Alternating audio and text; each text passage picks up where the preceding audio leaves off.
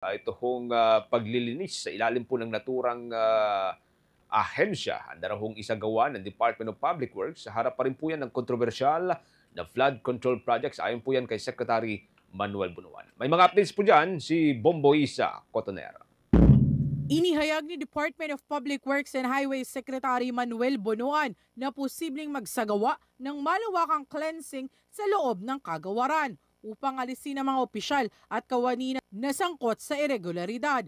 Kasunod na lumalalim na investigasyon sa umano'y mga maanumalyang flood control projects. Sa katunayan, kinumpirma ni Bunuan sa Bombo Radio Philippines na nagkaroon na ng reshuffle sa mga district engineers upang maimbestigahan dahil sa mga depektibong proyekto at sa tinaguriang ghost projects. Maaari niyang harapin ng mga ito ang kaukulang kaso at parusa bilang halimbawa na seryoso ang ahensya sa paglaban sa katiwalian. Dagdag pa ni Bunuan, patuloy ang kanilang pag-iinspeksyon ng mga proyekto, katuwang ang presidente sa iba't ibang bahagi ng bansa upang makita ang totoong status ng mga ito kasunod ng ilang mga natatagpuang flood control project umano, ngunit hindi naman maayos ang pagkakatayo o ang iba naman ay wala talaga na simulang konstruksyon.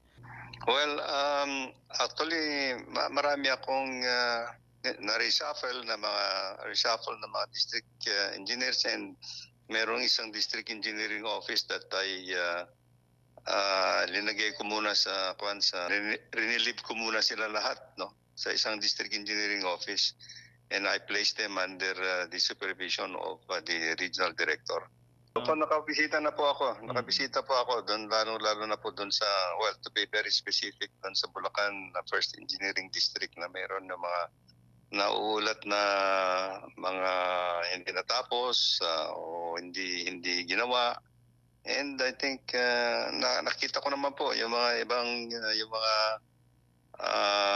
projects na talagang hindi natapos at saka hindi po ginawa.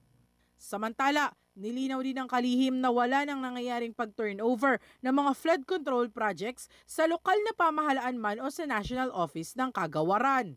Pagkatapos ng proyekto, ang may hawak at may responsibilidad na rito ay ang gumawa. Halimbawa na lang kung ito ang district office. Sila na ang mag-i-implement at mag-maintain ng mga ito. It becomes the asset and responsibility of kung sino yung nag-implement. Let's say for sa district office, kung sila po ang may tangan yung proyekto na yan, then it became the asset of that district office. Sa kanila na po yung project na yan. Wala na po silang ite-turnover. Mula sa lungsod ng Maynila, ito si Bombo Isa Cotonera, and this is Bombo Radio Philippines, the #1 and most trusted source of news and information. Basta Radio, Bombo! For the most trusted source of news and information, visit our website at www.bomboradio.com. Follow us on Bombo Radio mobile app, Facebook, YouTube, TikTok, and X, formerly Twitter. Like, share, and stay connected. Anytime, anywhere.